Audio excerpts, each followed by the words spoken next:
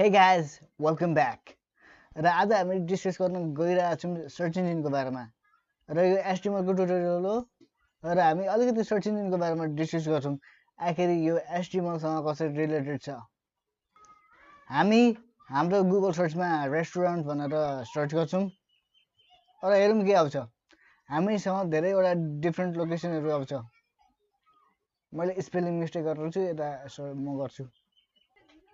अब यता एउटा वेबसाइट छ restaurants in Kathmandu Nepal lonely planet भनेर लेखिरहेको छ, lonelyplanet.com भनेर यता एसिया नेपाल भनेर लेखिरहेको छ।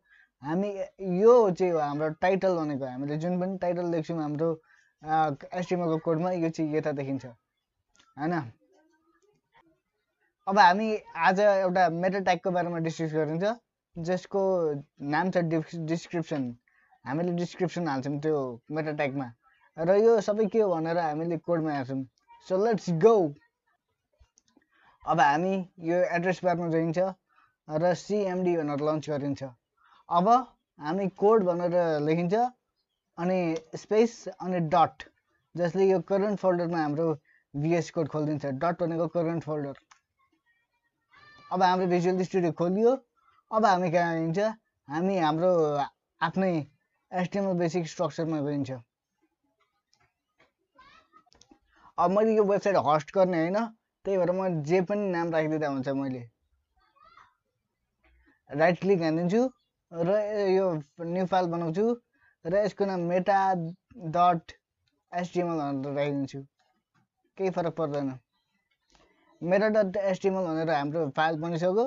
अब हामी शिफ्ट थिच्छौँ र 1 थिच्छौँ। यसले के गर्छ, हाम्रो यो एक्सक्लेमेसन जेनेरेट गर्छ। 1 भनेको नम्बर प्याडको 1 हैन, हाम्रो किबोर्डको माथिको 1, लेफ्ट साइडको 1। हामी एन्टर हान्छौँ। हामीले यो रेन्ची सिम्बल देख्छौँ र हामी एन्टर हानिदिन्छौँ।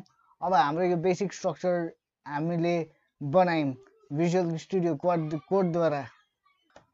अब यो भिजुअल स्टुडियोमा के छ, हामीले बेसिक ट्यागमा के छ, हाम्रो टाइटल छ। अब यो टाइटललाई एकदम चेन्ज गरेर हामीले शाश्वत वेबसाइट लेखिदियौँ भने पछि वेबसाइट हामीले सर्च गर्दाखेरि गुगल सर्च इन्जिनमा हाम्रो शाश्वत वेबसाइट भनेर देखाउँछ।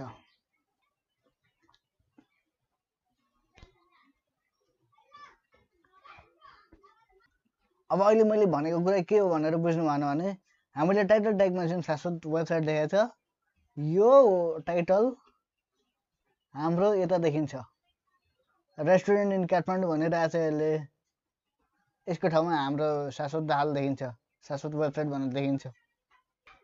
अब हामी के गरिन्छ, हामीले यो हो कि होइन भनेर भेरिफाई गर्नको लागि, यो टाइटल भनेको यो हो कि होइन भनेर भेरिफाई गर्नको लागि हामीले हाम्रो यो वेबसाइटको सोर्स कोड हामीले चेक गरिन्छ।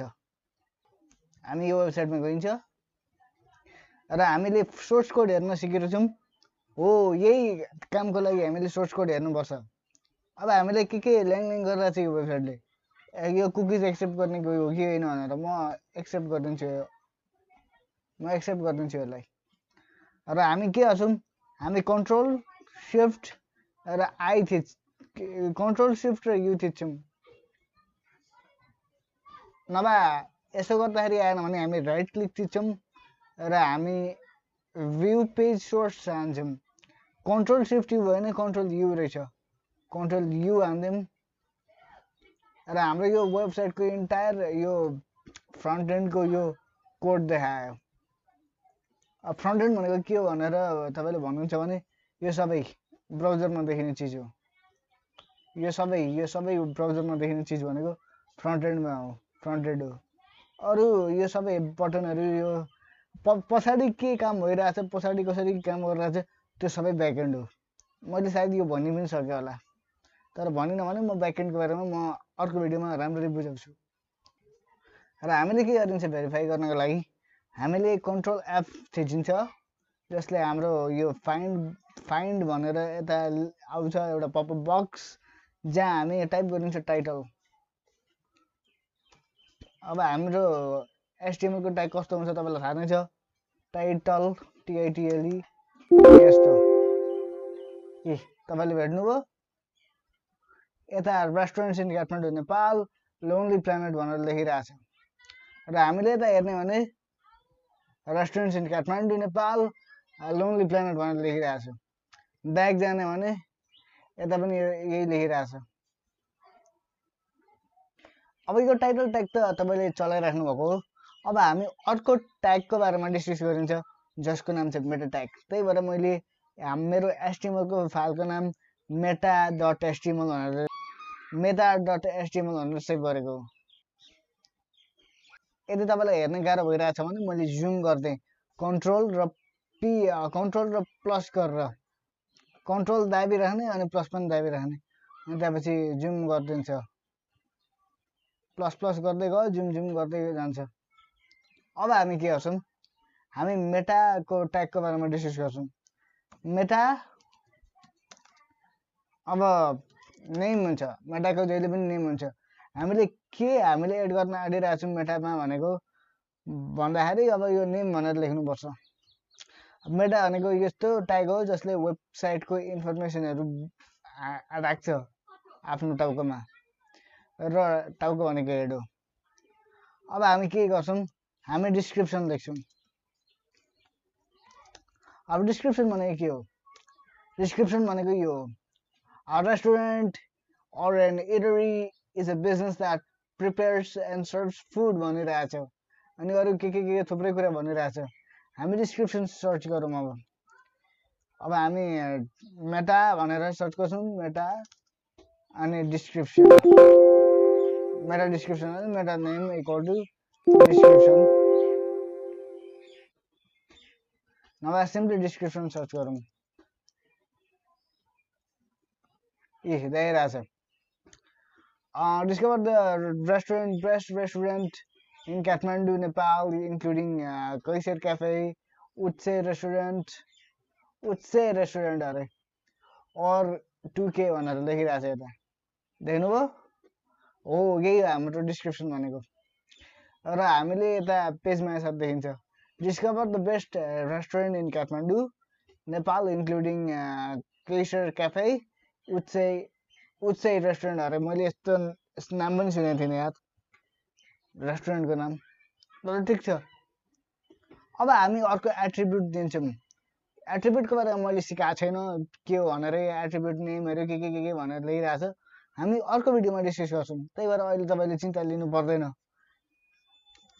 र हामी के गर्छौं हामी कन्टेन्ट भनेर लेख्छौं र इक्वल्स अब हामीले जे पनि डिस्क्रिप्सन पुट गर्नुपर्ने हो सर्ट डिस्क्रिप्सन हामीले भन्न सक्छौं अब tech website Nepali from Damak किनभने म दमकमा बस्छु मैले दमकबाट साइट बनाएको र दमकको ऑडियन्सहरुलाई म पक्र्न चाहन्छु त्यही भएर मैले यो गरेको अहिले मैले सर्च इन्जिन अप्टिमाइजेसनको कोर्स त गरेको हैन कोर्स त बनाएको हैन रही पनि यो मैले बुझाइदिए के गर्छ बेसिकली भनेर हैन मलाई दमकको अडियन्सहरु पक्र्नु पर्ने छ त्यही भएर जसले पनि अब दमक टेक न्यूज भनेर लेख्छ अब त्यस्तो सर्च रिजल्टमा एउटा दुईटामा मेरो वेबसाइट आउनु पर्ने हो हैन यदि कोहीले पनि वेबसाइट खोलेको छैन दमकमा भने यदि अरूले पनि वेबसाइट खोलेको छ भने मैले तिनीहरुसँग कम्पिटिसन गर्नुपर्छ मैले धेरै नलेज गेन गर्नुपर्छ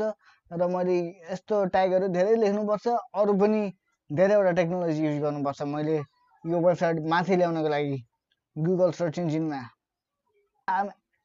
अब हामी अर्को मेटा ट्यागको बारेमा डिस्कस गरौँ जसको नाम छ कीवर्ड्स र हामी लिटरली के गर्न सक्छौं भन्दाखेरि अल्ट दबाउँछौं हैन यही लाइनमा हुनु पर्यो यसलाई सेलेक्ट पनि गर्नु पर्दैन पुरै यसरी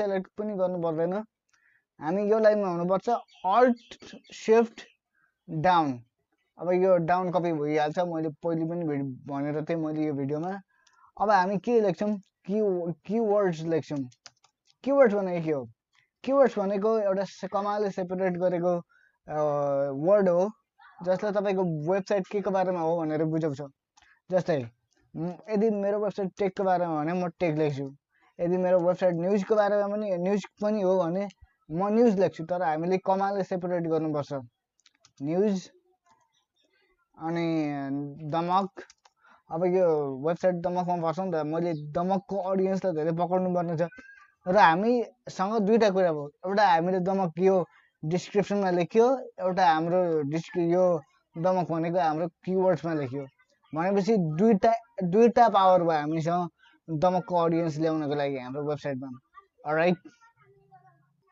अब यदि तपाईँले यो ट्यागहरू भुल्नुहुन्छ भने तपाईँलाई यसो गर्न सक्नुहुन्छ तपाईँले मेटा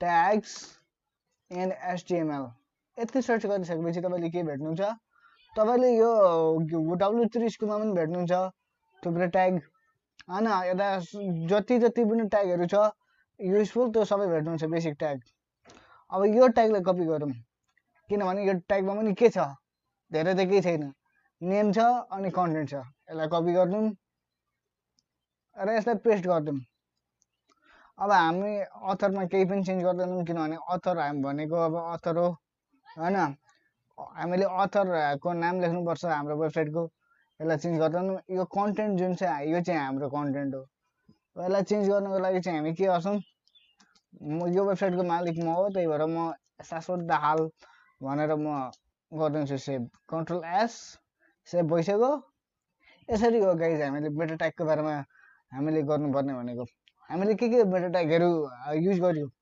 एउटा किवर्ड्स भन्ने मेटा ट्याग युज गर्यो एउटा अथर भन्ने वेबसाइट यो मेटा ट्याग युज गर्यो र एउटा डिस्क्रिप्सन भन्ने र यता बेसिक कुराहरू देखाइरहेछ अब यो मेटा चार्ट UTF-8 भनेर भनिरहेछ यसको भनेको एकदमै अर्कै स्टोरी छ त्यो कुरा अब हामी कुनै अरू भिडियोमा डिस्कस गर्छौँ र आज केही कुरा जान्ने होला यो HTML को ट्युटोरियल हेरेर र यो एकदमै बिग म्यासिभ कोर्स हो र अहिलेको यो भिडियोमा म के भन्न चाहन्छु भने अब यो भिडियो हेर्दै जानुहोस् किनभने अहिले हेरे जस्तो भिडियो हुँदैन आज यो भिडियो हेर्नुभयो र पहिले मैले जति पनि भिडियो अपलोड गरेको थिएँ HTML को बारेमा वेब डेभलपमेन्टको बारेमा म प्लेलिस्ट डिस्क्रिप्सनमा दिन्छु तपाईँले चेकआउट गर्नुहोस् किन भन्दाखेरि अब म धेरैवटा भिडियो हालेको छैन डे बाई डे हामीले यदि वेब डेभलपमेन्ट प्र्याक्टिस गऱ्यौँ भने जहाँ दिन प्रतिदिन हाम्रो